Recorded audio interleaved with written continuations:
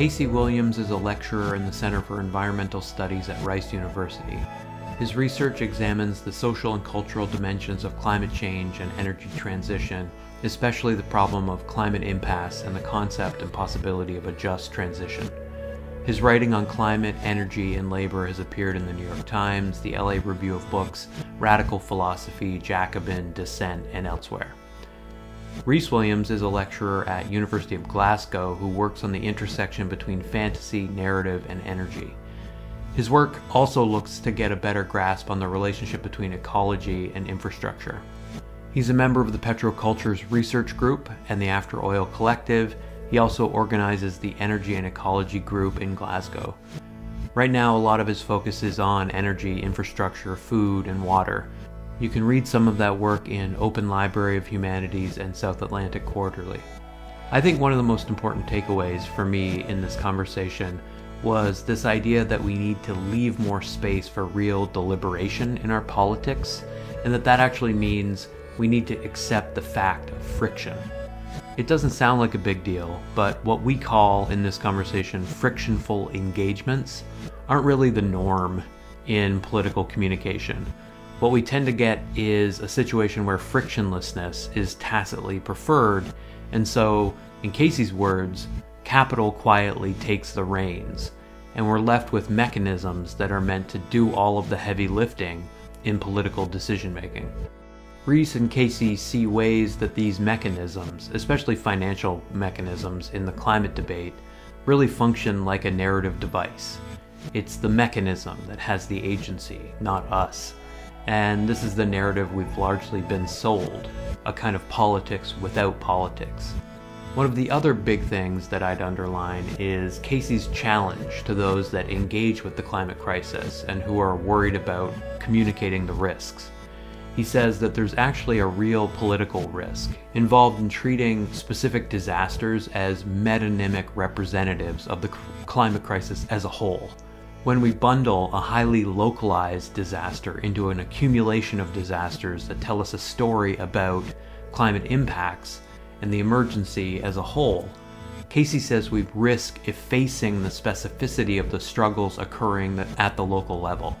Struggles not just against the impacts of a transforming climate, but also struggles for social and economic autonomy against global capitalism. I hadn't thought about it that way before the conversation, and that sense of being responsible to the specificity of places, plural, is something I've definitely taken with me from the conversation. There's a few other things I'd mention. We talk about the degrowth imaginary and questions of the scale at which infrastructure ceases to be life-giving. We talk a lot about technology as a thing that gets privileged in science fiction and in popular discourse as a driver of historical change. There's quite a bit of discussion here too about the social layers that get subsumed under technology as it gets fetishized in this way. Overall too, there's a concern here with how we've been slowly abstracted from nature as such, how we've sealed ourselves off from it by instrumentalizing all of the life around us, or as much of it as we can control and colonize and commodify. So in the face of the real need to address the crisis of a destabilized climate system, they talk about what we should include in the discussion that too quickly gets displaced.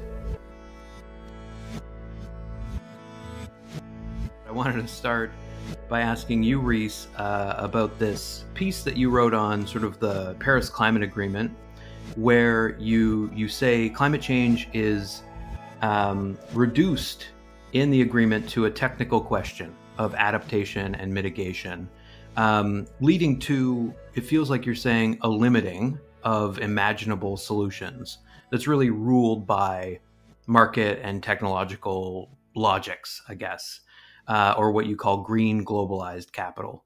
You and I have talked about how your thinking in general has been shaped by Anna Singh's book, Friction. And I see a lot of friction in this observation because Singh's main argument is that, in her words, the universal offers us the chance to participate in the global stream of humanity. We can't turn it down. And this is a problem where the universal in question is the post and neo-colonial universal. So I'm kind of just hoping you can give us a sense of how Singh's argument influences the way you approach, like, problematizing Article 10 of the Paris Agreement, and more generally, I guess, the way that green globalized capital manages to diffuse what you call the most explosive politics, which are contained in, like, just transition and decarbonization. Start off with a soft one, Scott. That's yeah. Okay, well, yeah. So the Article 10, the rewrite that came out of a kind of like an art project almost, where the idea was that you would rewrite a section of the Paris Agreement to reveal or kind of uncover, I suppose, some of the ways that it was limiting, some of the ways that it kind of foreclosed certain ideas. And for me, that became an exercise in thinking about it as a narrative, right? Obviously, it's kind of what I do. And the way that Article 10 really struck me was the documents that are hidden behind it, which you can read and which are, part of the public record, but sort of queries around the kind of content of Article 10 or the statements by particular member countries or particular groups of member countries, which talked about the way that climate finance worked, right? And how most of it went towards adaptation, whereas very little of it goes towards mitigation. And the mitigation is the kind of crux of the issue for a lot of these sort of nations who are, on the kind of front lines.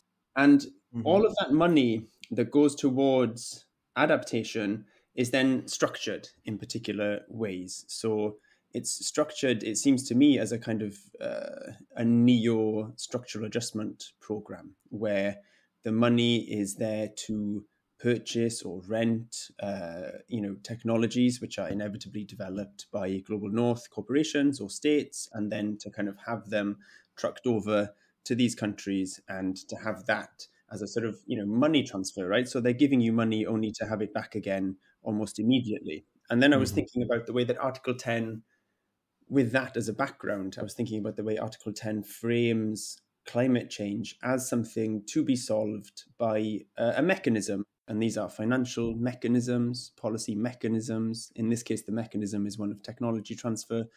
And there's something about mechanism as a term that I found really fascinating, right? It's like, it's kind of ahistorical somehow. It's a political action without any politics, I suppose, like an algorithm almost, it just sort of happens.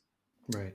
Now, obviously behind the phrase mechanism are real politicized and, actual actions and technology transfers is one example, which are deeply political, right? But they have this kind of abstracted quality when they're talked about as mechanisms in the Paris Agreement. And I just thought that was a really interesting narrative technique, I suppose, which is deployed in this policy document for making the story of climate change one of, I suppose, if we're going to, drag Anna Singh kicking and screaming into this conversation, then it would be like a frictionless story almost, right? The Paris Agreement, and Article 10 in particular, it has this kind of smoothness to the solution, which is to say, by the defining of climate change as a particular kind of problem, then these solutions, which appear within the narrative of the Paris Agreement to be readily available and doable within the kind of political parameters that are available to it,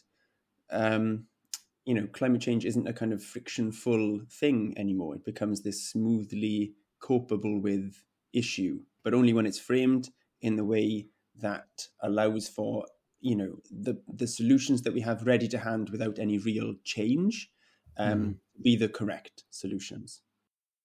I have been reading a lot about climate economics, and there's this mechanism called the social cost of carbon that is literally like about reducing the social cost of carbon to a dollar amount. It's a financial instrument, and it's basically, it comes down to two things: damages to infrastructure and choosing the so-called discount rate. And that latter term, the discount rate, I find chilling. Like, it names the degree to which we acknowledge or discount the effects of emitting greenhouse gases on future generations of people. And like when Donald Trump came into office, his administration dropped the discount rate to almost nothing, artificially lowering the kind of social cost of carbon and like disregarding future damage. They also wrote off the rest of the world by limiting the estimation of damages to just the US, right? So like, absolutely, it's about kind of trying to create this frictionless context where these instruments sort of stand in for engaging with the climate crisis. Casey, did you want to follow up at all?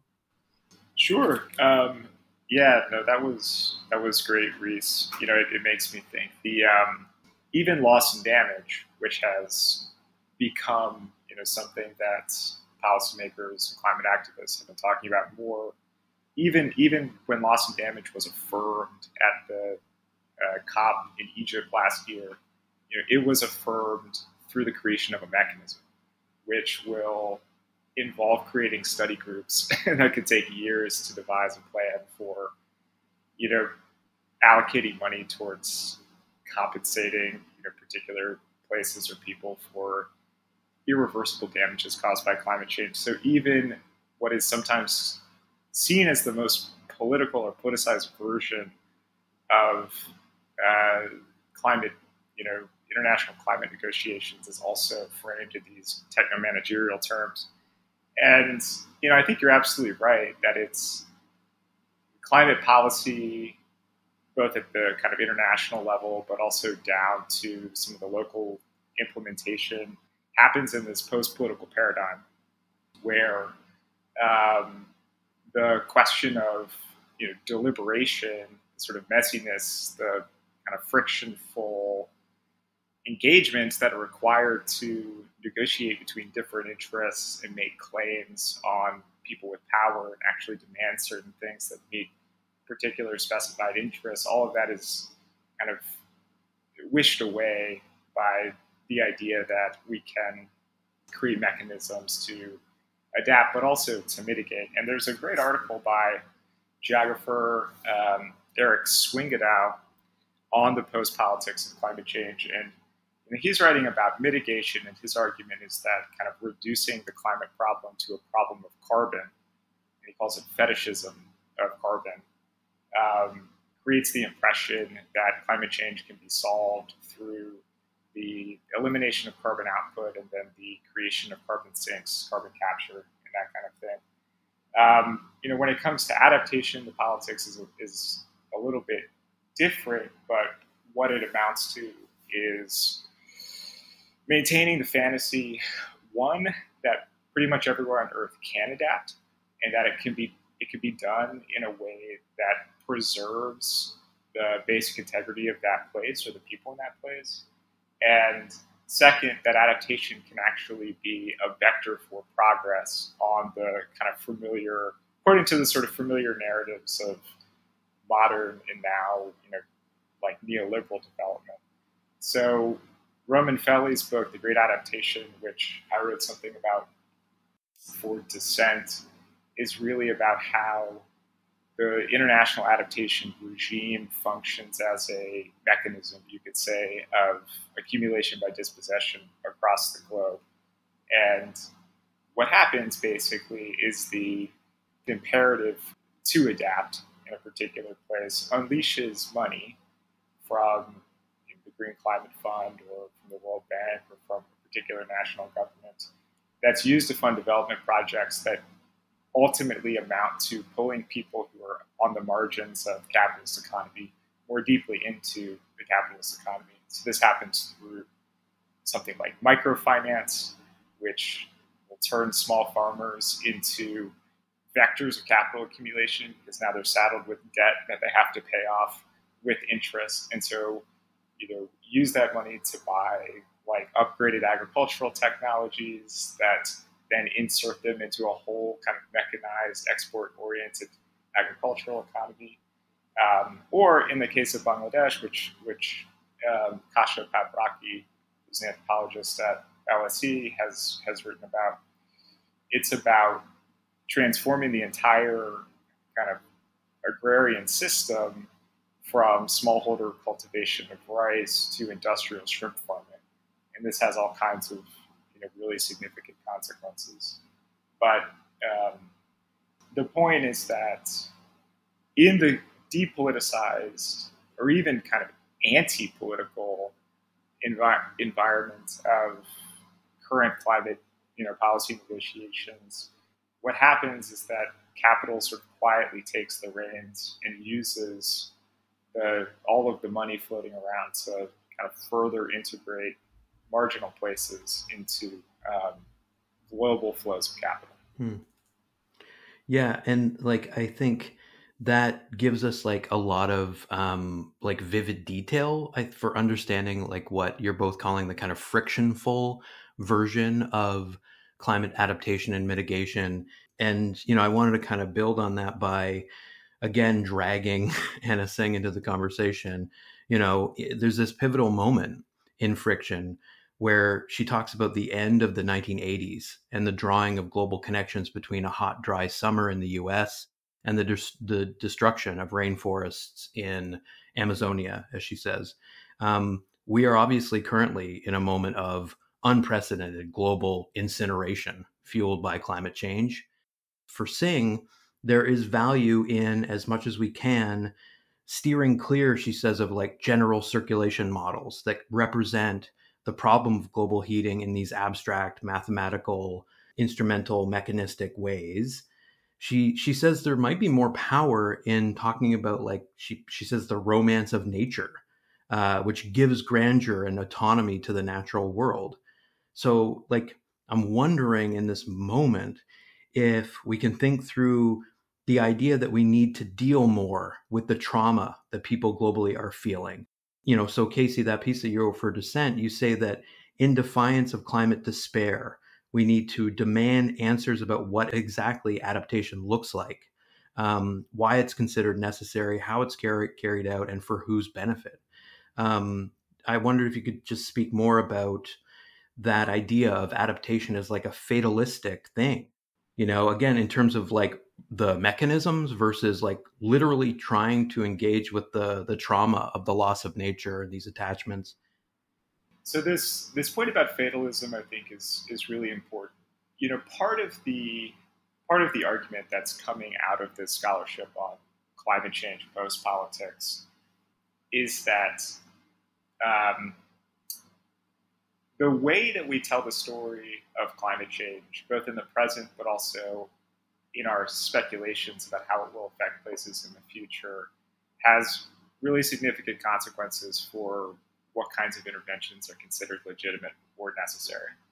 And so, in the case of Bangladesh, the frequent and really incessant characterization of Bangladesh as ground zero for climate change, the most vulnerable country on earth, doomed to be half underwater in the next 30 years if certain actions aren't taken. While that kind of rhetoric is, of course, understandable and has a certain scientific basis, it also creates an image of a place that is consigned to total annihilation, and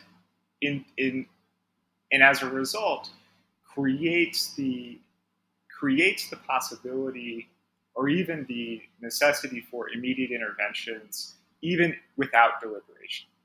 And this is a kind of emergency situation, a post-political situation. And in the case of Bangladesh, what it has meant is that policies which favor, shrimp exporters, among other kind of large capitalists, get favored and kind of get rammed through without much pushback. Mm-hmm. And this is we can talk about the politics of that, but just on the kind of narrative and aesthetic side, what this tells me is that there is some risk in treating particular places or particular disasters as metonymic representatives of the climate crisis as a whole. So you're talking about connecting the dots, the need to get away from global circulation models. To me, the alternative, which is focusing on specific sites as representative cases, as representative disasters, comes with its own risks. And I think Singh even brings this up when she talks about kind of the transit between the particular and the universal.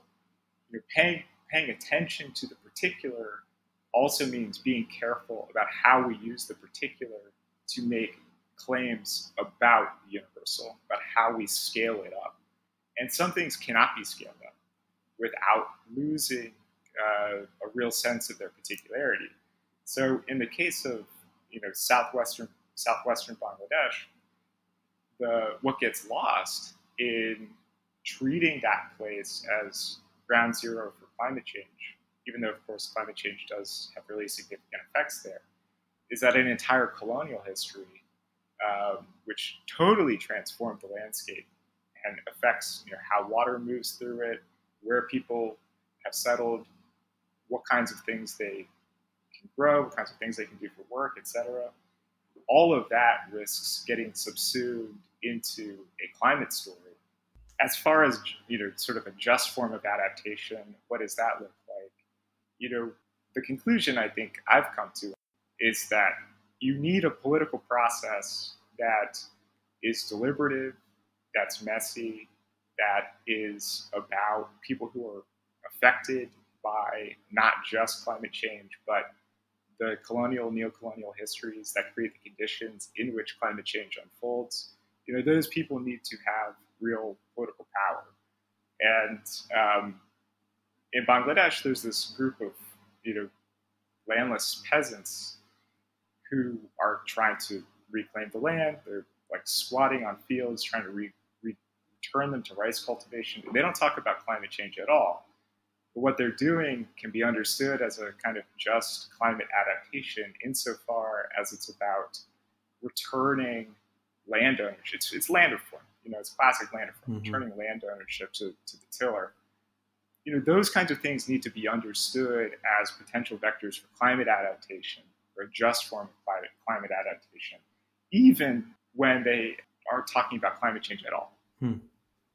When Casey talks in such kind of eloquent detail about the specificities of that kind of Bangladesh situation in particular, what occurs to me, I suppose, is the sort of larger narrativity of that, which is a little bit more sort of modular in its applicability, right? So the idea that climate change in that situation is posited as the kind of overarching determiner of the situation causes the other causes to disappear behind it, right? It sort of Right. obfuscates the other things that we might think of as also perhaps causing the crisis. And as a sort of very rough analogy, it reminds me of this idea that, what we're facing at the moment in the UK, for example, but in lots of other countries, with the droughts and the shortages of water, it's not a water problem as such, but it's a modern water problem. There's not an issue with water, sort of, full stop. It's the kind of systems and infrastructures of organizing that water which are sort of under threat, right? The kind of the way that we've developed to sort of facilitate and move and circulate that water. That system is not sort of capable of adapting or capable of handling the current kind of situation, right?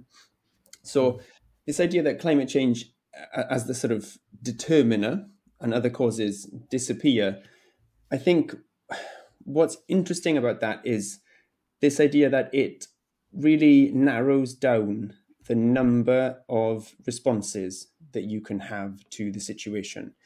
And it makes certain stories more persuasive and it makes others sort of unbelievable.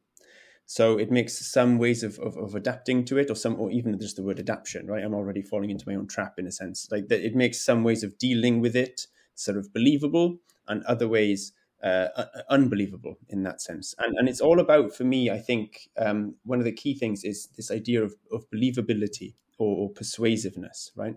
There's this great kind of line in Imre Zayman's article. It's quite an old one now.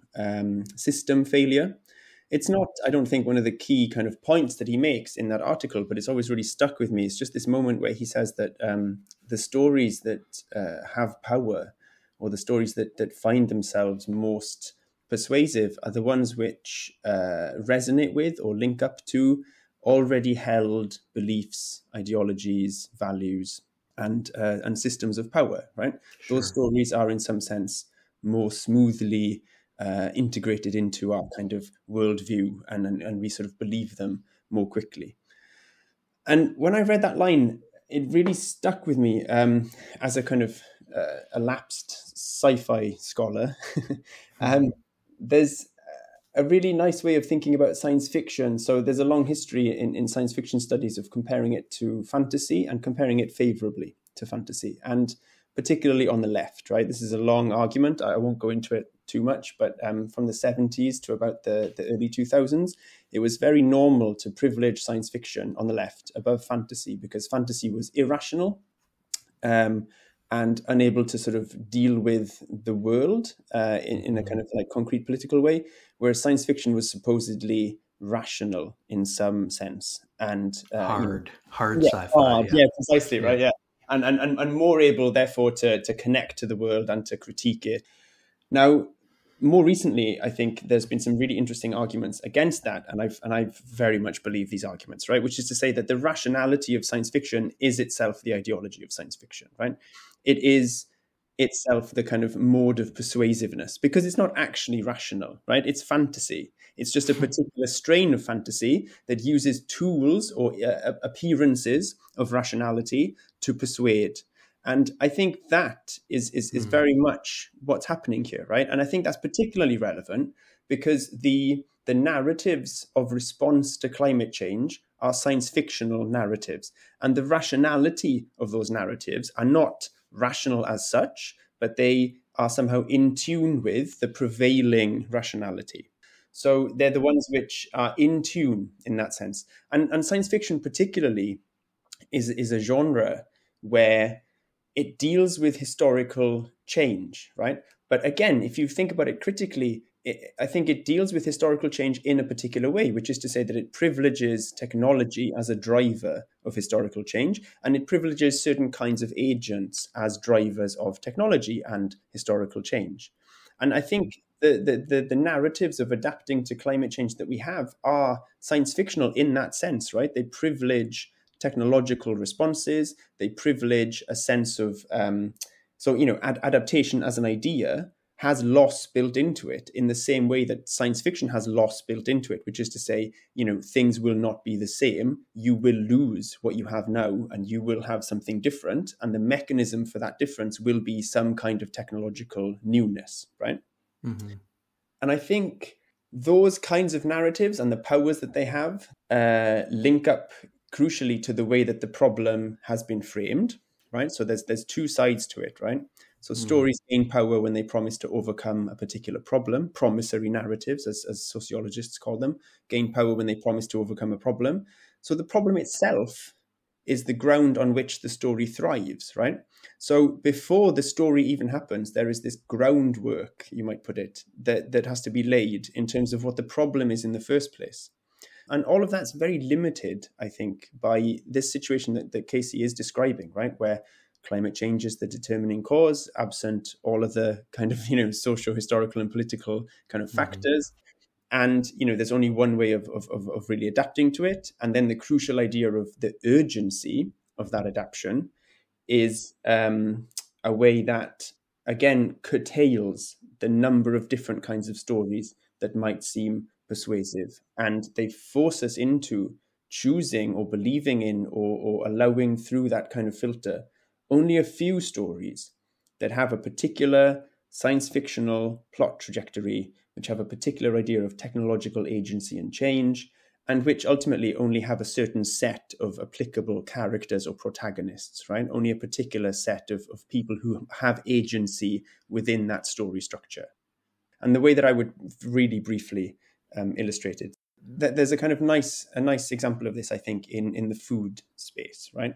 Right. So I was hoping you would get into this, actually. Right. Okay. Yeah. Cool. So the food example, I think, is a really good one, because the push to urgency and the framing of climate change as the determining factor presents the transition from an agrarian to an industrial economy as the best way to adapt to variable weather in lower income countries.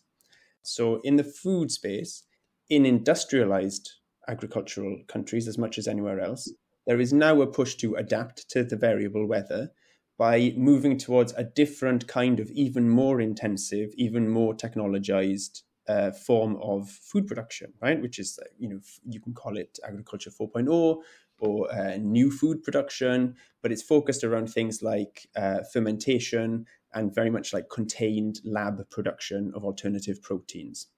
And the thing that's fascinating for me about these technologies is that they have all of the hallmarks of a science fictional story that solves the problem that I was talking about earlier. And they speak to adapting to changing weather by sealing off from that weather, right? So we don't have to deal anymore with the soil degradation, the uncertain seasons, the increasing kind of problems of fires and so on. We don't have to deal with any of that stuff because the food happens in a sealed kind of container. And that way of cutting off from the kind of natural world and the natural rhythms, this appears to be, for me anyway, an intensification of the same kind of logic that we've had for a while, and also in some way captures this idea of progress, right? Technology as a way of kind of insisting us, as in building a cyst around us, right? Encapsulating us from the world and saving us from it in that sense. There are other kinds of food futures. And just to take a kind of aesthetic approach to this, when you look at images of new food technologies and so on versus images of images on the kind of agroecological websites, those images are difficult to pass as future oriented, the agroecological ones. And there's something just built in, I think, to the cultural discourse around what future is that makes those images feel or seem past. And that's, I think, it's just a really basic problem in the struggle to determine what kind of future we want, is that one of the stories feels almost automatically future to us and the other doesn't. And I think that's like a really fundamental issue, and I don't know what to do about it, but I think I just wanted to raise it here. Yeah, the past in the pastoral, right? And the future in renewables, like that, nature's renewal relies on renewables, is sort of a now increasingly difficult to contest narrative. But Casey, I want to give you a chance to join the thread here, if you have anything to add.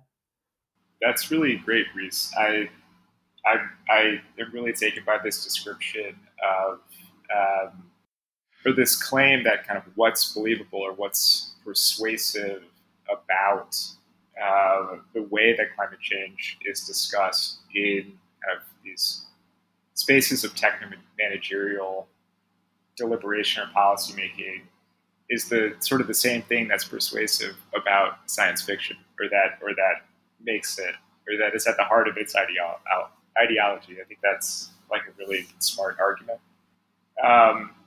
And I also think that, I think Rhys is right. What's persuasive about certain promissory narratives is that they fit with a model of modernization or progress that tends towards the rationalization of the natural world. And so, the further away we move from contingency, from the variable, from risk, towards something that's hyper-controlled, even down to the kind of genetic level. The idea is the closer we move to kind of a full rationalization of the world and really a full kind of human autonomy. The stakes here are really a kind of freedom, specific idea of freedom that emerges from the Enlightenment that sees total command over our environs as what it means to be a free, autonomous subject. Related to this, I think, there are two things. The first is this image of agroecology, or the way that agroecology can feel kind of past in relation to the conflation of future as such with the intensification of rational industrial production.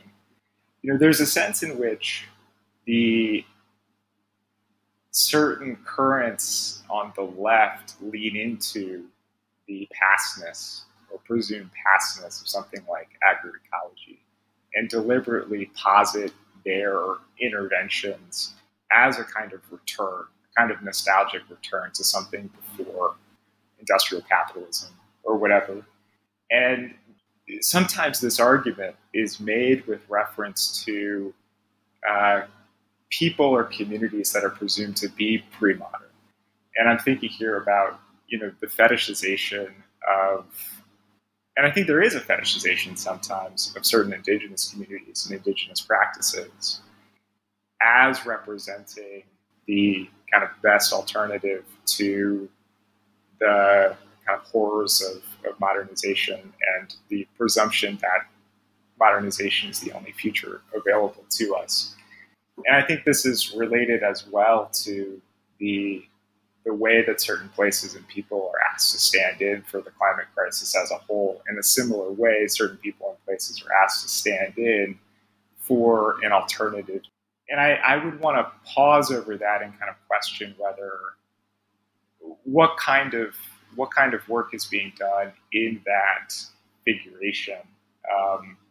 What sorts of specificity or particularity might be lost there, what it means to think about scaling that sort of thing. There is an ideology of scalability that Sang writes about that sort of aligns it with the totally fungible world of abstract value. It aligns it with the capitalist project. But of course, there are real problems we need to make sure that everyone has enough food, right? We need to make sure that everyone has a place to live. We need to try to find ways to deal with the problems that climate change is exacerbating on the global scale of the crisis. And so, thinking really seriously about what it means to take hyper-particular forms of food production, say, and apply them to a problem that's global in nature seems really significant to me. No, yeah, it's agreed, right? I think the food systems scholar Julie Guthman calls it problem closure, right? The problem is closed or foreclosed before we can really engage with it in its complexity because of this groundwork that's been laid before the conversation started. And I am curious to get to the question of what is our ground if we have one, is it merely questioning forever who gets posited as the particular protagonists of, let's say, transition or more boldly transformation? And how do we kind of articulate our relationship to technology within this laying of an alternative solar, let's say, or emancipatory groundwork. But I wanted to kind of pick up on the thread of just food, right? Because I think it's maybe not discussed enough, and itself has been, as Rhys has argued, kind of captured by corporate logics, and even captured in some ways by a high-profile climate critic like George Monbiot, who has this book that talks about the need for a food system where there is less input required for more output in order to kind of stave off the worst effects of climate change. I mentioned the setting of the discount rate. It's often thought of in terms of the loss of crops, the loss of agriculture, but it's purely in economic terms, which does sort of close off the problem in a way that feels, deeply unethical, basically. So I wonder, in terms of talking about the massive loss of food and the traumatic loss of people to climate impacts, if we should worry about how we frame the costs or consequences of climate change, universal versus particular, for example. When we're thinking specifically about food, we're tempted to sort of play it within the rules of the game and talk about food just in terms of energy in, energy out within the sort of global system of circulation. But Rhys, as you've written in your article on precision fermentation, it does feel as though it might be worthwhile to produce a more explicitly emotional and ethical way of talking about like our responsibility to protect the planet, in order to make, to preserve these food systems that like are obviously very fragile. And I'm actually like thinking a lot about this one scene from a recent science fiction like mini series called Extrapolations, which I don't know if either of you have seen. It dreams up a techno-utopian scenario for the climate crisis long into the future, extrapolating way into the future from our current moment. And at the end, there's a scene where Kit Harington's character is sitting at the dinner table eating perhaps the last actual meat in the world. And he's shameless about savoring this rare beef, and like doubles down when someone asks him if it's wrong to exclude others from the experience of non-synthetic food, right? It's as though he doesn't even understand the question, let alone like see it as an accusation. But there's something in that scene that leads me to think that we're extrapolating into the future from current efforts at disruption by companies like Impossible Foods, Beyond Meat, Air Protein, and Solar Foods, that's like unethical, right? However we define unethical. So like, I guess the question is, how do we accuse companies like these of actually callously representing the animals we eat, for example, as somehow just things that we should improve on through technology? The great, for me, fascinatingly interesting Rethink X kind of think tank, right? And they produce these reports on energy and food and transportation. And they are this really brilliant kind of primary text for a specific boosterish understanding of the future as, utopian, technologically kind of liberated, equality and diversity and decentralization and abundance are all going to be brought about, right, by, solar panels and alternative protein production and all of the kind of classic utopian qualities that are always hung on every new technological advance are here again, right? They're found here again in this new post-internet type of technology, right? A kind of information technology, biotechnology, all of these kinds of extra granular ways of controlling nature, I suppose, and producing the things that we need. And what I find brilliant in one of those Rethink X reports, the one on food, is this little box on one of the pages where they make a direct comparison between the cow and the fermentation vat, because they both produce protein. Right. This is the kind of equivalence, right, that they make. Yeah. And the little box is titled "Unbundling the Cow," which I love as a phrase. Oh man, which it's kind of beautiful, right? But like what it's doing is a really powerful. What it's doing is a really powerful ontological move. It's saying, and it's kind of revealing a truth that we're already inhabiting, right? The cow as a machine for producing protein. We don't treat cows on a global level as animals with feelings, right? We treat them as protein producing machines. So it's not doing anything that we don't already do. It's just making it extremely explicit. And I think partly because there's now an alternative to compare it to, right? Which just surfaces the kind of underlying logic of the current system and just demonstrates its purity, I suppose, in this next technological leap. Right. Or the rationalization of the natural world, like taken to its extreme limit. Exactly, right? So it's like, okay, so, its basic argument is, here's how much protein the cow produces for this much input, and this is how long it takes, and so on and so forth. And then here's the fermentation vat, and, it's just way more efficient, right? And that's it. That's the basic thing that it says. But it moves the cow onto a different ontological plane. It's no longer an animal. It's purely a protein production machine. But as I say, we already treat it that way, right? So I don't think that's new. I just think it's unashamed, maybe. Because the whole drive, or one of the key argumentative drives of these new technologies, are that they are just more efficient, and then they tag on, obviously there's not going to be as much animal cruelty, and on all of these kinds of there's less pollution, there's less fossil fuel input. And the difficult thing about being critical about these new technologies is that, on the surface of it at least, those things are not untrue.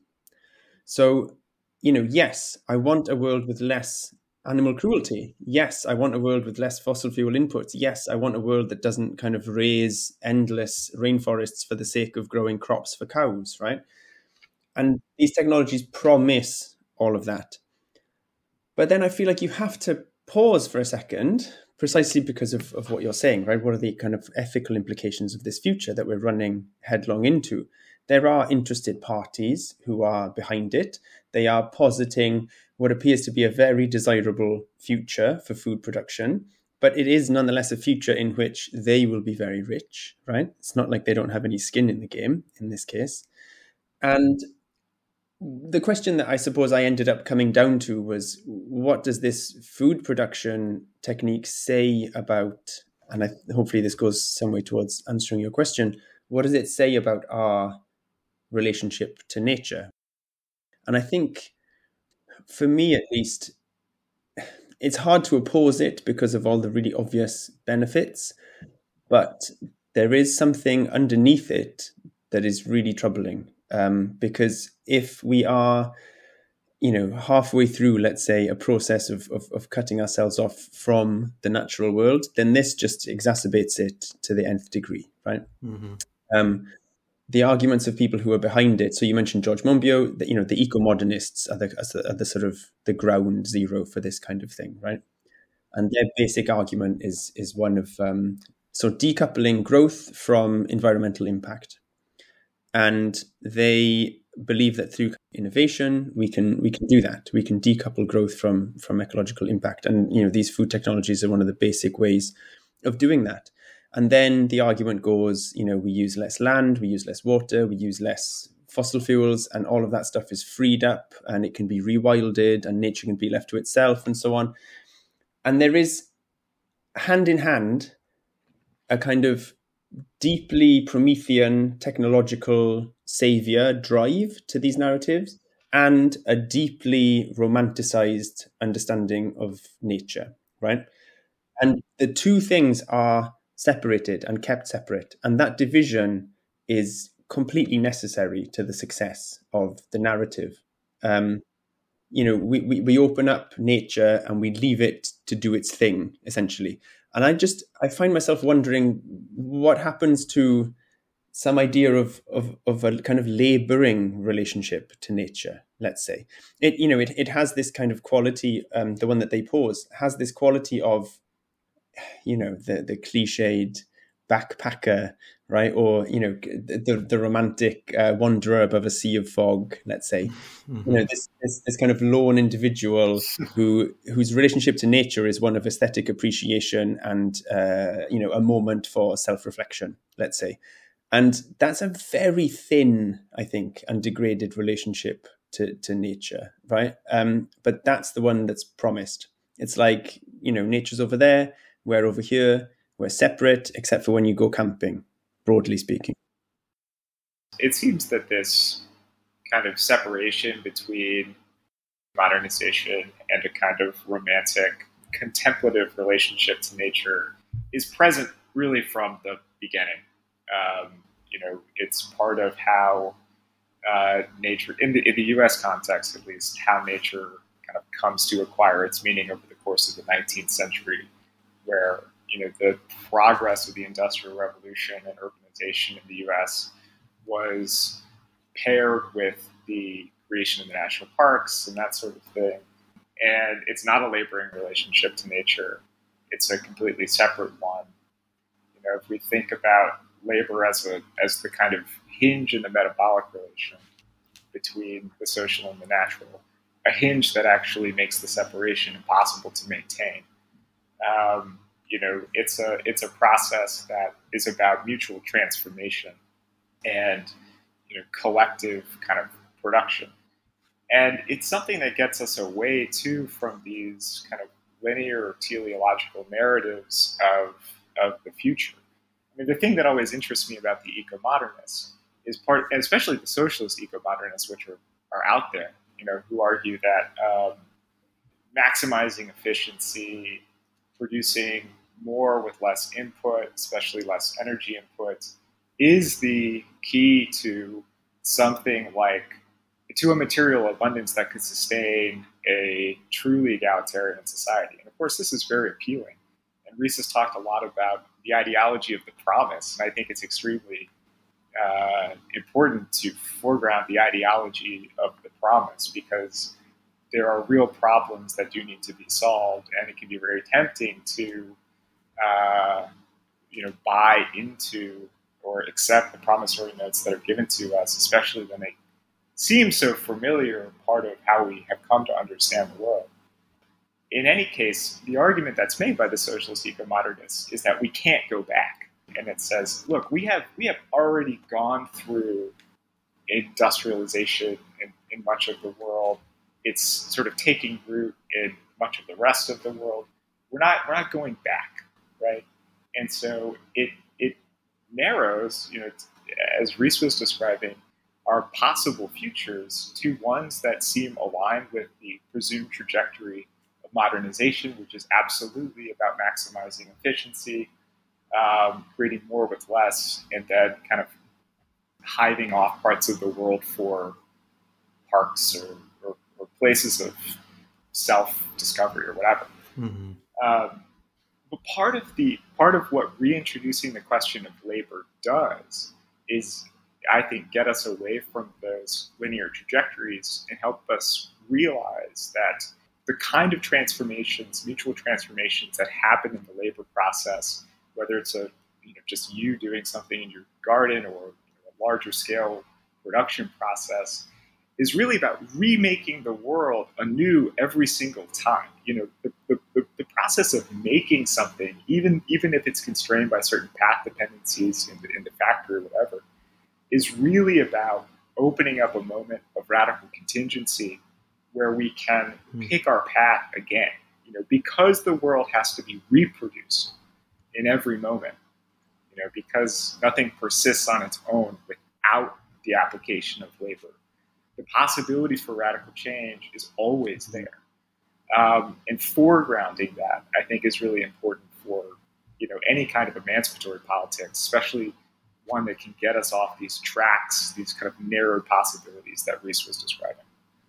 That kind of takes us a long way along in terms of like thinking through, I think, the ideology of the promise, as you say, but also like ideologies of scalability and the relationship to like technology and just like the profit making death machine and everything. Yeah. I've got two things. I don't know how well the first thing fits in like a podcast structure, but when Casey was talking then, there was something really jumped out with me, and I've just found it. You guys know Joan Jordan, the poet from Harlem? Yeah. So she had this project with Buckminster Fuller, Sky Rise for Harlem. It was like a kind of utopian idea of improving Harlem, right? But anyway, in one of the letters that she writes to Buckminster Fuller, there's this bit that is just, I don't know, it's just so evocative, I think, of what we were just talking about. So she's talking about how she got away to the country recently. She's like, "Dear Mr. Fuller, I got away to the country recently, and as the plane kind of goes over the hills of the countryside, she can see no one, but there was no tangible obstacle to the imagining of how this land, these contours of growth and rise and seasonal definition, could nurture and extend human life. There was no obvious site that might be cleared for housing, no particular grove or patch that visually loomed as more habitable, and yet I surmised no menace of elements inimical to life, blah, blah, blah." But then this bit, it seemed that any stretch, every slope provided living possibilities. Just a tent and a few matches, could convert a randomly selected green space into human shelter. And this is the key bit. Perhaps one explanation is that such land clearly suggests the activities required for construction of efficient shelter and the requirements imply necessary labour, both feasible and quickly rewarding for human beings to accomplish. And then she goes on to contrast it to the state of Haarlem, right, where there is no labour available that directly affects the manners of existence, and there are no sources of sustenance and no sources of power for control and change. And I think, do you know why I'm bringing that up? Does that make sense? It's like, oh yeah, there's something to this idea that the further down a particular path we go, the more we strip ourselves of the labouring relationship to nature, precisely because our environment becomes one in which there is no, we often think of cities and so on as being like ultra available to us, like we can interact with cities in myriad different ways, but actually there is this, perhaps I think Joan Jordan here is expressing a slightly different side of that, where the city disallows many kinds of interaction, actually, right? These ideas of like a labouring relationship to the environment. And, there are other kinds of landscapes which provide that very openly and easily. I find it an interesting idea. Yeah. Well, and that I think it can be forgiven for being pastoralist, because it the converse of that is this built environment that has been sort of evolved behind our backs, and that becomes difficult to see as infrastructure. And I think it does give us sort of a useful segue into talking about this particular concept of infrastructure, which I'm surprised hasn't sort of explicitly come up yet. But in terms of like the city, or just like any sort of urbanized sort of environment disallowing certain actions, our colleagues and comrades, Darren Barney and Jennifer Wenzel, have written some really interesting things on infrastructure that kind of keep us within the sort of purview of like thinking about, I guess, green growth, or the kinds of, narrativity that causes certain answers to appear convincing and then disappear other kinds of responses. Like, Jennifer's main curiosity in her piece, which is titled Forms of Life, is around the visibility and or invisibility of infrastructure, while like Darren is really arguing for seeing infrastructure as the form of politics itself, where, as he puts it, colonialism and white supremacy are political forms that happen as infrastructure. I think like what he's doing is making a temporal move, I guess, of like marking infrastructure as a thing that happened, that was posed as having to happen, but that was a choice. I think that's worth kind of bringing into this conversation Jennifer's point that different aspects of infrastructure are, as she puts it, vehicles for imagining national community or producing the state.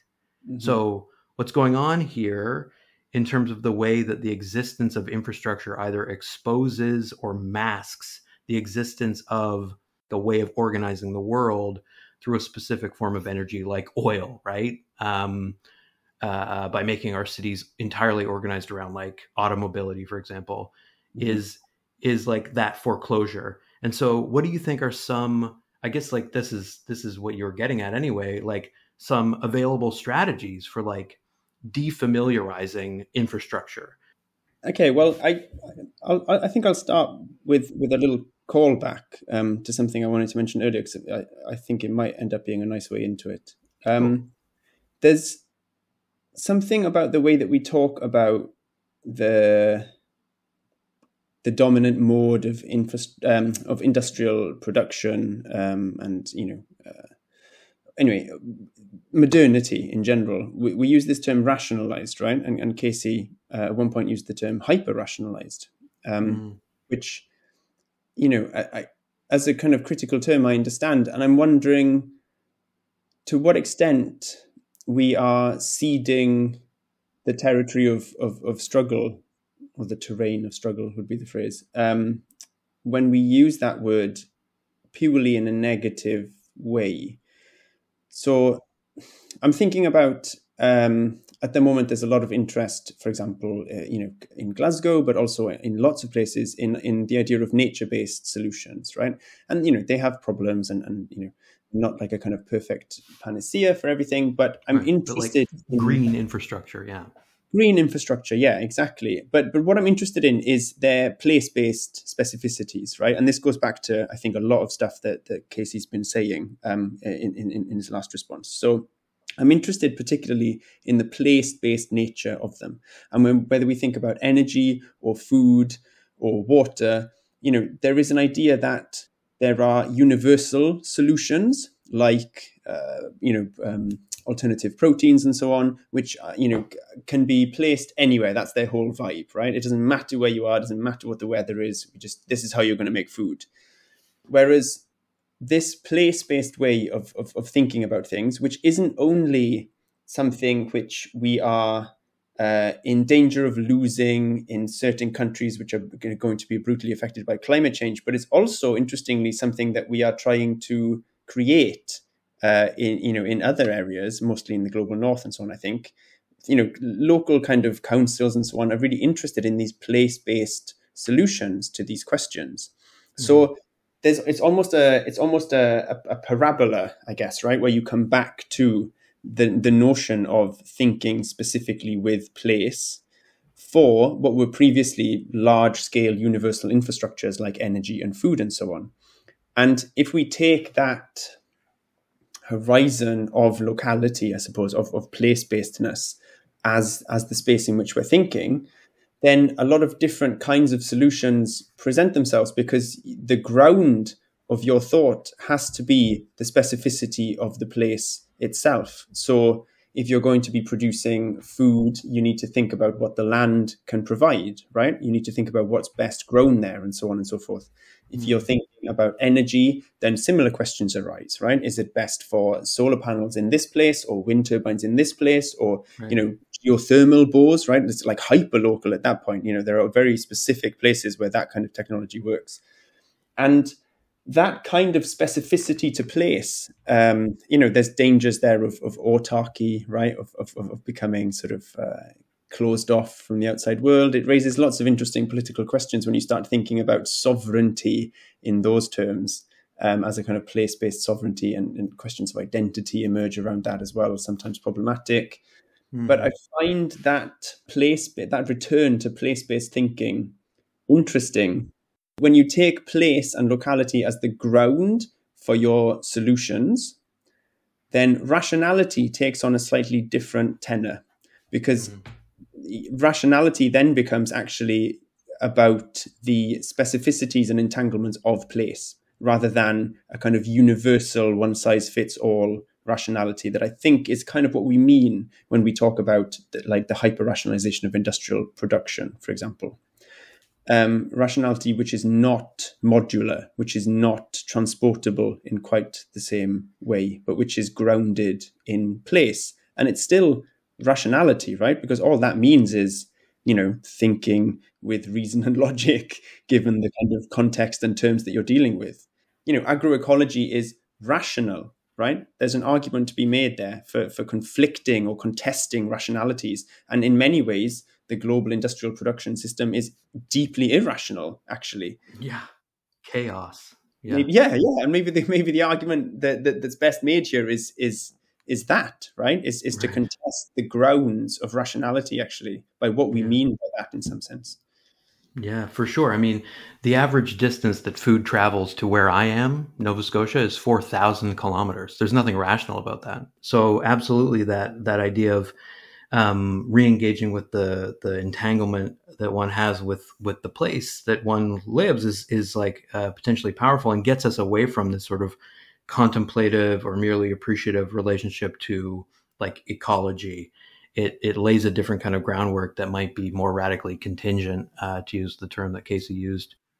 Oh yeah, well, I really like this idea of reaffirming the rational, and right. I wouldn't want to put all of the critical eggs in that basket just because there's a sort of line of thinking that suggests that kind of pointing out the irrationality of capitalism is, inflicting some kind of moral wound on it. But of course it's not, like it's irrational, it's hypocritical, we know this. But I like the flip side of that, which is to affirm that what is rational, and it's related, I think, to this quote from June Jordan, is to think about the affordances of the place and the invitation that place is extending for a kind of transformative labor that would produce something that's more rational in the sense of sustaining life in a way that can itself be sustained over long periods of time. And I think that, another question that's raised here, and by the question of place-based solutions and of infrastructure, goes to the point about autarky that Rhys mentioned. What are the mechanisms of relationships of solidarity and exchange between places that are not modeled on the kind of abstraction of everything into the same, that are not modeled on the kind of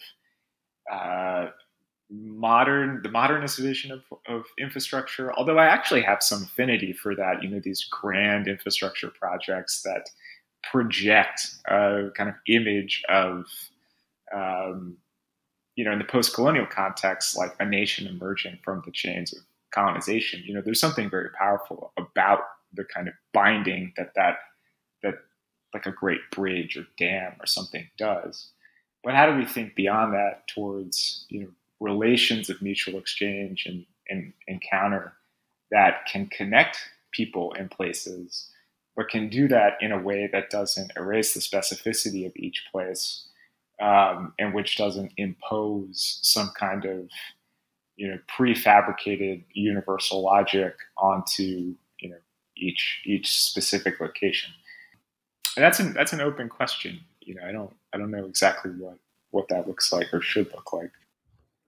I think a really interesting bit to pull out from that for me is what it means for the people, right? I think you rightly keep stressing the idea of community and solidarity and the possibilities for people in place. And I think we have an idea increasingly of ideas of things like energy citizens, right? And you can extend that to food citizens and, water citizens. And all it means really is often a fairly truncated attempt to engage the public, right, the general public, in the conditions of production of these things. But usually it's a pretty weak sort of version of that. But what might it look like if some really basic differences were installed, like ownership over those systems? I think, these kinds of things are really key. If you want to have energy citizens, then, having some part to play in it and some ownership over it, I think that would make a really interesting cultural difference. I don't know exactly what it would be. And there's always the kind of Oscar Wilde issue of the problem with socialism is there's too many meetings and so on. But, you don't have to have endless meetings necessarily. It's just more about a sense of ownership, I think, which is more possible in a place-based approach to these questions. And I'll just add as well on a kind of technical point, I had a really interesting conversation with a colleague in engineering the other day, and she's really engaged in transition projects. And for her, the biggest question about transition was the actual technical necessity. And I found that interesting because we often talk about it as a kind of social or political desire, but there is a technical necessity for these place-based local energy solutions, because the large-scale infrastructure that we currently have, and the grid in particular, right, as a kind of bottleneck, will not be capable of dealing with the future energy demands and the kind of renewable energy transition that we have. So there will be some of that, but there will also be a need, like an actual technical need, for locally governed, locally organized, place-based energy solutions. And I just found the fact that an engineer in the know, as it were, understands what I think of as a deeply political demand to be a technical demand as well. Promising, actually. That's good to hear, and speaks to the kind of complex nature of the term that one of you used, like affordances, which I see coming up a lot in the work that I've recently been reading. It's an interestingly, like, subtly complex word that I don't see like unpacked on its own terms, but in psychology, an affordance is what the environment offers an individual, but in design, it's like perceivable actions, which is interesting when we think about it in terms of infrastructure, the affordances of infrastructure. But what you're sort of talking about, Rhys, is like the affordances of like autonomy being maybe privileged or valorized. It's like, Michael Hart talks about this in terms of the joys of a political life becoming perceivable. For that to also be something that is legitimated by engineers as a logical, technical necessity is definitely something I find encouraging. The Energy Humanities reminds us that fossil fuel infrastructure is also place-based, in a very material way. And it's not like pipelines look exactly the same as they snake across a continent or whatever. They do have to contend with the affordances and constraints of particular places. And I think about the Gulf, the Gulf of Mexico and the petrochemical infrastructure around here. There are a lot of reasons why that industry is here. There are rivers, ship channels, and the weather is such that you can have refineries without exterior walls. The reason that refineries in the Gulf are these big, like, tangled masses of pipes is because you don't actually have to build walls around them, because it's like it never gets cold enough to have to worry about freezing. But I also want to go back to this question of ownership, because I think it's really important. And this is kind of the claim of socialist political theory, is that ownership, a real material stake in the things that are required to produce the world, the means of production in the Marxist argot, is what it means to have something like democracy. You have to have some kind of material equality, collective ownership over the conditions of making the world, in order for there to be real deliberation about what happens, what the future looks like. And I think, I wonder, and this is an open question, does it mean, though, that we can't have infrastructure in the sense of protocols that govern subtly, invisibly, how we move through the world? Do we have to? Does affirming something like collective ownership of energy, of resources, production, does it mean that we can't also have these hidden structures coordinating our lives? I mean, I think that there's sometimes a sense that infrastructure itself is bad because it moves us in certain ways and not in other ways, and therefore, like, reduces our agency. But it seems to me that having some kind of real, kind of full democratic control over what those protocols are is more important than, like, not being governed by them at all. Like, it seems totally possible to have a system of subtle, materialized infrastructural governance that is also just egalitarian and empowering, as long as certain conditions are met. Yeah, I think that, is this sort of horizon of possibility that we want to, like, pull ourselves into. It reminds me of Mara Prentice has this book, Energy Revolution, where she says that, like, radical transformations of the energy economy have happened in the past, right? So, and she says, like, an examination of historical energy use indicates that humanity has already undergone several energy consumption revolutions. And thus, another transformation is not only possible, but probable from fossil fuels to renewable energy.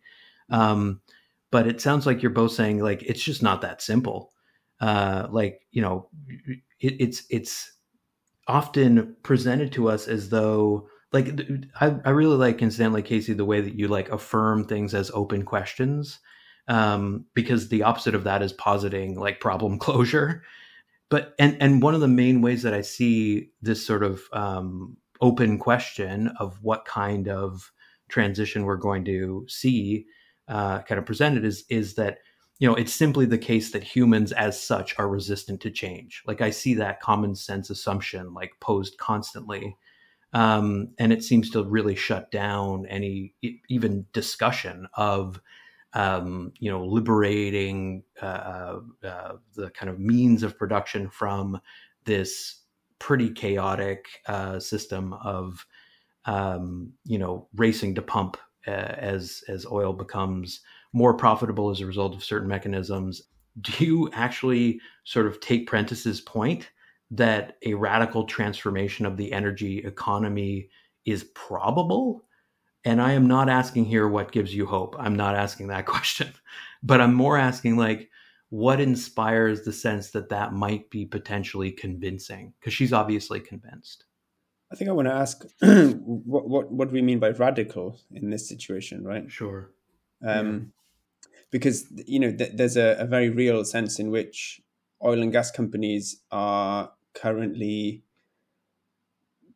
building and locking down a kind of, start to finish energy production chain that is, in some rough sense, renewable or sustainable, right? Where wind farms power oil rigs, which pump gas, which gets used to produce hydrogen, and the carbon which is produced from that is captured by CCS plants, and all of that is owned more or less by the same people that currently own all the fossil fuel stuff, right?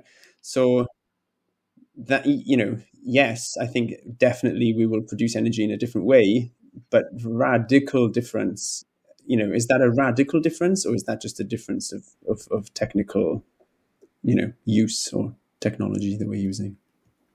Yeah, that's the question, I think.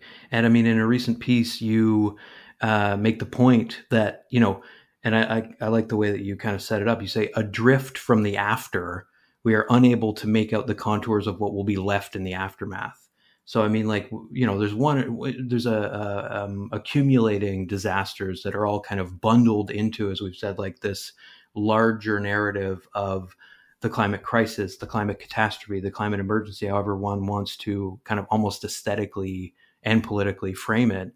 But we sort of hesitate to try and make out the contours of what will be left, as it were, in the aftermath, and perhaps too quickly go to that place of,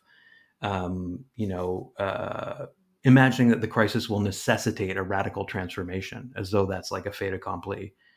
So the thing that was kind of bubbling up for me when you were saying that was so two things. One is this idea of degrowth, right? The degrowth imaginary. Because in the degrowth imaginary, it is possible that infrastructures are severed from growth, right? Destructive growth. And I think it's the scale of infrastructures that is the interesting question at that point, right? So on the one hand, you have infrastructures which large-scale infrastructures, traditionally understood as instruments of domination, colonialization, but also then just, say in Britain, for example, like governmentality and, petro-automobility and, any other negative things that we associate with the way that we've built the world today. Mm-hmm. Mm-hmm. And then there is the kind of degrowth position where, we still want infrastructures. I'm not talking about like not having infrastructures. What would that even look like, right? But they should be infrastructures which facilitate instead, and then you get these kind of abstract terms, right, which can be filled by lots of different interested parties in different ways. But things like a beneficial way of living, a kind of like, human positive sort of relationality, a kind of more diffusing solidarity, a kind of democratic citizenship, creativity. And, the question, and that's beautiful, and I'm really interested in that. It's kind of what Leduc and Cohen call in Beyond Windigo Infrastructure. They talk about, they have a phrase which is really nice, which essentially means positive, life-affirming infrastructures, right? Mm-hmm. Then the question for the kind of degrowth position becomes something like, and this is something that Darren Barney was talking to me about the other day. He has this great question, which is yes, but then the question is one of scale, right? Like at what size do infrastructures cease to be allowed into the degrowth category? At what scale do infrastructures have to like not get to before they become undemocratic or anti-life-giving?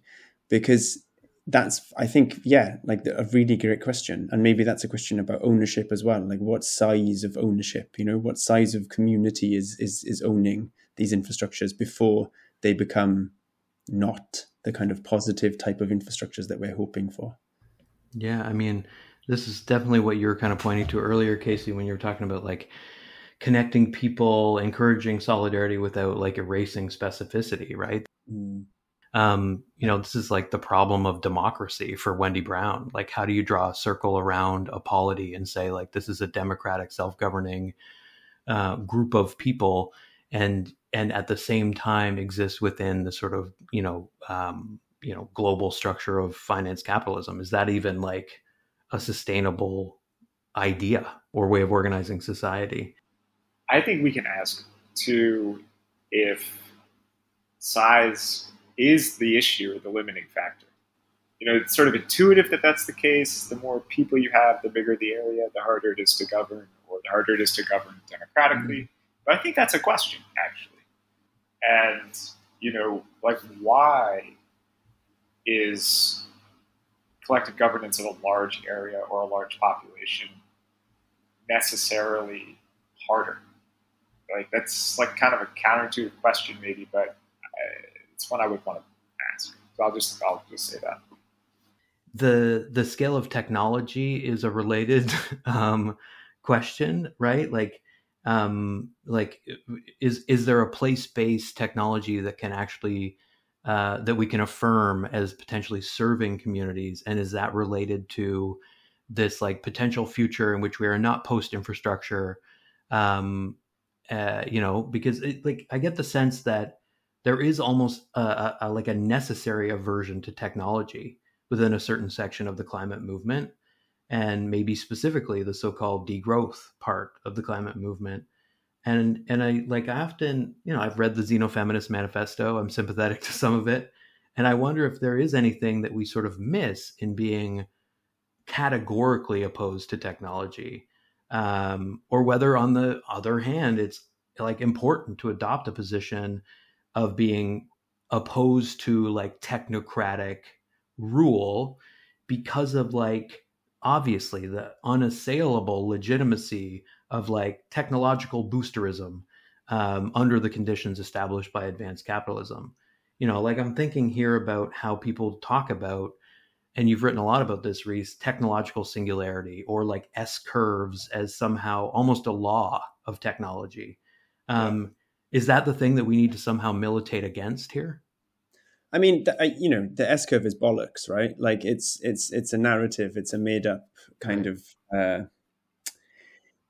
in some ways, I guess I think of it as a foundational story that other stories are built on. It's a kind of groundwork, I guess, to go back to that phrase, that as soon as we believe in that, then a lot of other things become believable. A lot of other stories become believable that are built on top. An operative fiction, yeah.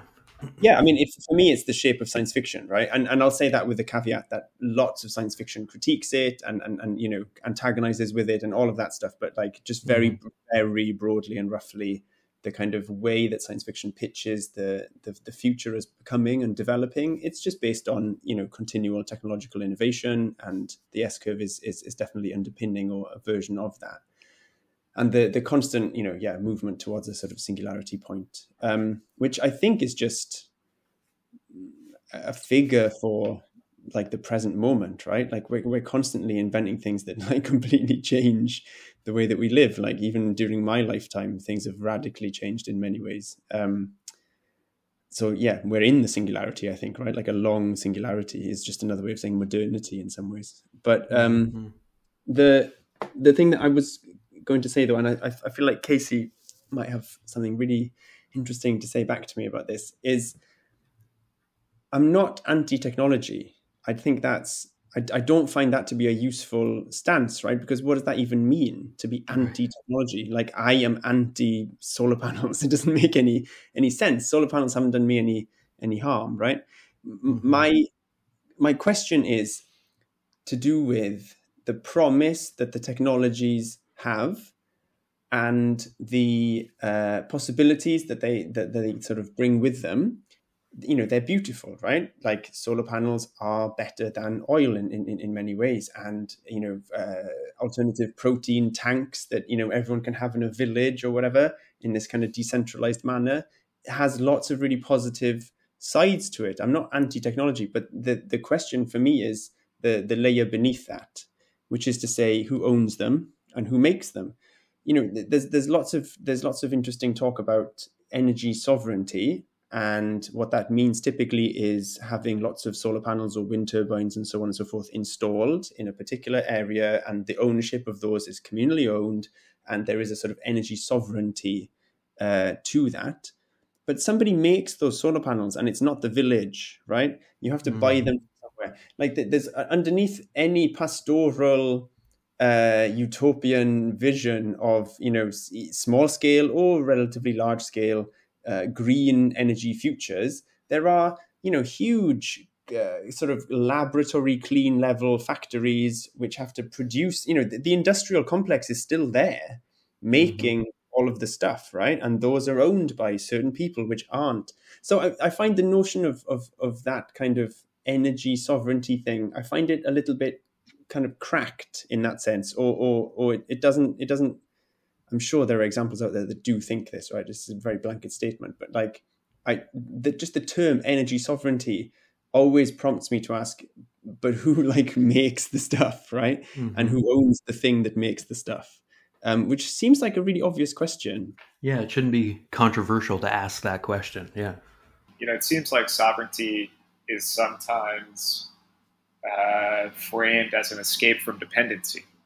We're sovereign because we produce all of our own energy or something like that. And that detachment from networks of dependency is somehow good because we're not reliant on whomever else for our power. But of course, that's a kind of thin notion of sovereignty, or it's a kind of exclusionary notion of sovereignty that, one, as you're saying, elides the productive networks that make possible the installation of a field of solar panels or whatever, but also which maybe is not adequate to the global scale of the problem that we're dealing with, and leaves on the table opportunities for solidaristic exchange, which is something that we've been talking about. And technology, it's a like truism to say it in our circles, but it's a social relation, right? It doesn't have a meaning on its own. It acquires a meaning and a function in the context of the political economy, kind of form of social organization in which it is produced and used. And this is something that the Petrocultures, Energy Humanities people have said for a long time. Energy transition without a transformation of the social relations of modern capitalism is transition without transformation. It seems to solve the problem, but actually leaves the underlying causes intact, and that, I think, from our perspective, would be an inadequate and really kind of an illusory transition.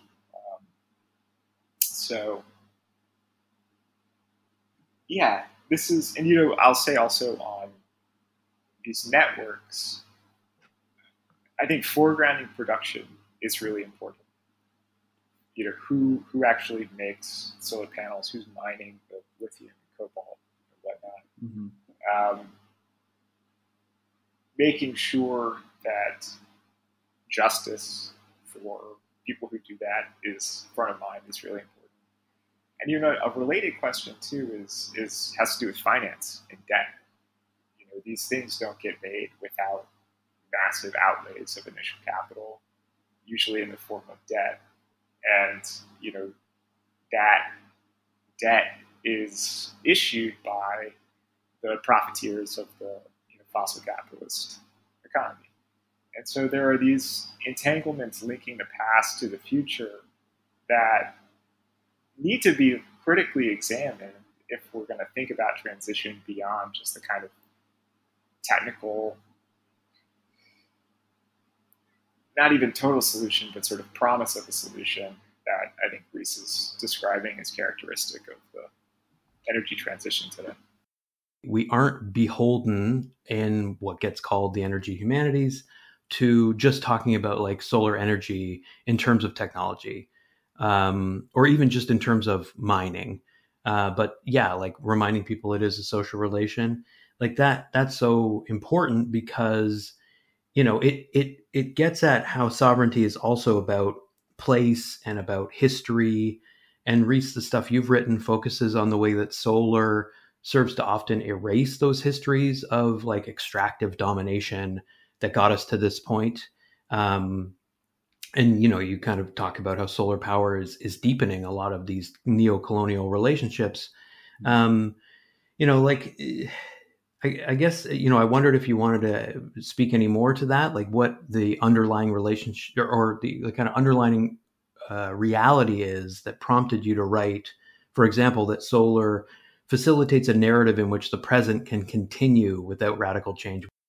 So, as always, it's coming from an initial sort of narrative orientation for me. And there is something about solar as a technology, as a social relation, and as a kind of material object with a particular set of aesthetics and functional affordances, I suppose, as in the way that it works, that means that it offers up this hope of a fresh start, right? So, the initial thing is just noticing the kinds of ways that solar is narrativized and aestheticized, which, involve bright skies, sunshine, shiny solar panels, all very obvious stuff, nothing particularly complicated there. They have a sort of lightness to them, which folds over quite neatly, I think, and quite often into a sort of sense of weightlessness, which is to say that there is something about solar and the way it lends itself to being presented aesthetically, particularly, and narratively, which elides all of the work that goes into making them and all of the, and that includes all of the really unfair labor relations and all of the awful kind of mining and all of the kind of toxic productions and so on. All of that stuff appears to disappear beneath the reflective surface of solar, right? And this is like a heavily aesthetic argument. Obviously, you can immediately ask the question, how does this get made? And you can follow the supply chains as we have done. And that whole appearance disappears. But that practice of infrastructural inversion, I guess, to use that term, where you follow the supply chain, where you think about where everything came from, and where you see the object not as a kind of closed fetish object, but as a product of a whole series of social relations and productive relations. That's not a thing that people do, right? So, my interest is in the way that it's presented and the force that it has in discourse. And that force, I think, is a promissory force. And the thing it promises is a kind of wiping the slate clean. It sort of offers us this belief that all of the mistakes of the past can be, undone, buried, if you like, or covered over by gleaming solar panels, right? And there's something really interesting about the affordances of solar in the way that it can coat things as well, in the way that it covers buildings, for example, with the new innovations in, for example, like these beautiful solar windows, right? Or solar wallpaper or solar paint. It's such a surface quality to this technology that it can quite literally, hold out this promise of taking something like a city, for example, which is, deeply imbricated in all of these horribly polluting and kind of destructive, like, infrastructural networks, and it can just cover it, right? All the buildings will be covered by solar, and in covering, it seals off somehow. It makes sovereign, right? In energy terms, it makes the building sovereign in some sense, or it appears to, at least. And that action I find fascinating. It's like we don't have to do the difficult work of social or political transition. We can just coat everything in solar. And that this is a fantasy, obviously, right? But that in some way liberates us, right? It makes us weightless. It removes us from all of these difficult connections to the earth, all of these ways that we have a footprint on the environment, right? It just kind of lifts us off from all of that. And in doing so, I think, and this is the sort of, end point of the argument, it sort of promises to remove us from history in that sense, right? We become this almost stable state utopia, right? Where there is no kind of there are no negative externalities anymore, I suppose would be one way of putting it. Right. Yeah, you found a way to repurpose infrastructure. Like, you found a way to take a parking lot and make it more rational and efficient by coating it in solar panels. Like, that gets extolled as somehow visionary. Yeah. Or covering water, like literally like covering water with floating solar panels as somehow visionary, as though these are unused and unuseful landscapes, and you make them useful again by creating a situation in which they're generating power. The idea that is visionary feels, like it makes invisible like other things, for sure. Yeah, I'll just footnote that with I think my favorite example of this, right? There's a book that came out from Varun Sivaram called Taming the Sun. And it's, this kind of solar boosterish text, which is apparently very rational. And it starts, and this is the fascinating part for me, it starts with a kind of solar utopian vision. And it's about 10 pages long. And what's particularly interesting, I suppose, for us as kind of energy humanists and people on the left is just how poor and thin the utopianism is. Because at one point he talks about solar not just coating the brilliant skyscrapers in the gleaming cities, but also the kind of corrugated iron roofs of shanty towns. Oh, wow. So the kind of utopianness is extended to everyone having some energy, basically, right? But there are still shanty towns. It's kind of, and this is the kind of gleaming future, right? Which is quite literally the present painted over. And just, that as a sort of, and this is a serious book by someone who advises politicians and stuff, right? This is utopianism. I kind of more generally wanted to ask about labor in terms of the labor that we, I guess, are doing right now, in this moment in which we, to gesture back to what the phrase you used to describe the kind of fatalistic way a place like Bangladesh is imagined. Like, we feel as though we're consigned to total annihilation. And so, like, the labor of intellectuals, I think, is differently sort of scrutinized in this moment, and maybe deservedly so. Roman Felli has also written that, quote, only an intensification of class struggle and the conquest of state power by movements seeking to change how these states function can force the transformation we need. I'm not so sure that academia is focused on accomplishing those things. But, Rhys, you've said that reshaping anything requires energy. I wonder what it means to put your energy into being a public intellectual in this like moment of scorched earth and disappearing coastlines? I mean, do you ever worry, I guess, that you're misdirecting your energy? I mean, I worried about that from the very moment I started doing a PhD, to be completely honest with you. Right, yeah. That particular worry has been almost like a driving force in the direction of my career. And I'm nowhere near being comfortable with where I'm at, but I'm less uncomfortable at the moment, I think. And really briefly, I guess the qualities of that lessened discomfort are thinking about what I do less as research and dissemination and more about collaboration, I suppose, and community building.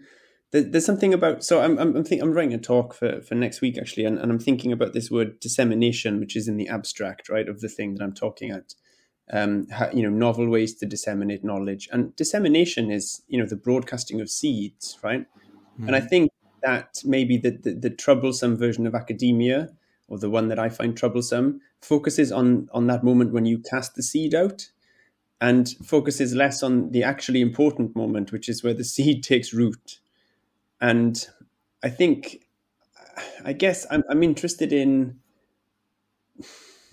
and this is in no way to say that this is the answer, but I'm interested in the research that I do to be informed by questions that perhaps aren't mine initially, right? But which are questions which have some purchase for someone in the world. So like working with non-academic partners and so on would be the way to phrase that, within the academy.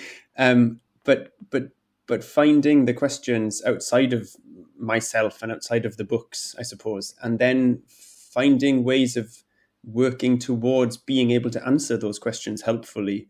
And then, the answers to those questions having some kind of material impact because you're answering them with someone who then goes and does something because of it, right? It's limited as an answer, but that's kind of where I'm at now. And it feels a little better. Yeah. Well, and I know, Casey, you've written for After Oil that scholarship that has political aspirations, as the Energy Humanities seems to, but which is divorced from concrete political projects, will always wrestle with doubts about its role and efficacy. That is, I think, a line that a lot of us have sort of taken with us since you wrote that. So I wondered if you wanted to speak to what Rhys was saying. Yeah, absolutely. It's a huge question, probably bigger than we really have time to fully wrestle with. But it's an important one. And Rhys, I really appreciate the way that you're describing about not just disseminating, but also thinking about what it means to tend the seeds through collaboration. And I think that's really important. I would say first, I've become more defensive in recent months, maybe, of critical reading as a kind of important political work. And, Rhys a moment ago said something like, it's sort of maybe obvious to think through the infrastructural inversion beyond the panel to the labor and the supply chains, but nobody's doing it. It's true. Somebody has to do it, or else it won't get done. And it's easy to sort of think that we're all kind of talking to each other or having the same conversation in our small groups, but actually it's really powerful to bring that kind of analysis, which is really informed by our training, I think, as literary scholars, as people who think about aesthetics, about hermeneutics, about interpretation, taking that and bringing it into other conversations so that we can kind of look beyond the surfaces and actually think about the social and cultural structures that inform kind of what is presented to us. And I think this is especially important in the context of the climate crisis and the emergency logic that attends it.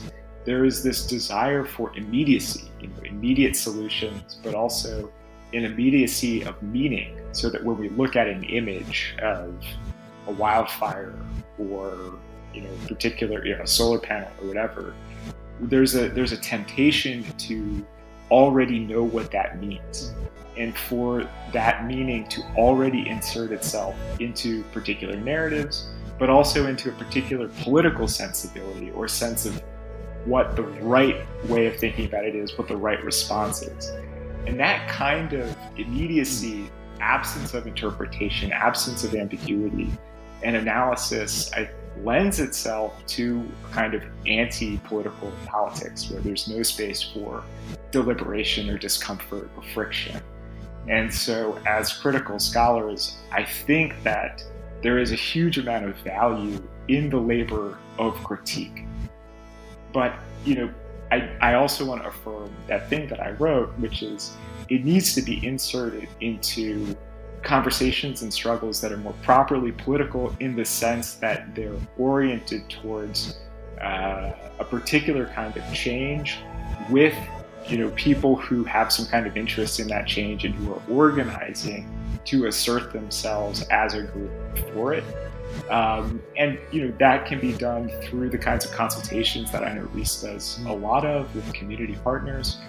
It can also happen in and through the university. And I would just very briefly want to plug kind of university or education labor organizing, where people in academic institutions try to organize themselves as workers, as teachers and researchers, to exert more control over the structures of those institutions. What kinds of questions get asked, what kinds of research is being done, how it's disseminated, and how the seeds, as Rhys put it, are being tended. All of those things, not just critical work, just political work. They can work together. Thank you so much. This is, the amount of energy that you've put into just this is, an absolute privilege for me. I really enjoyed talking to you both today. Thanks, Scott. Thanks, Casey, especially. That was really, really great. Thanks to you, Scott. Thanks to you, Rhys.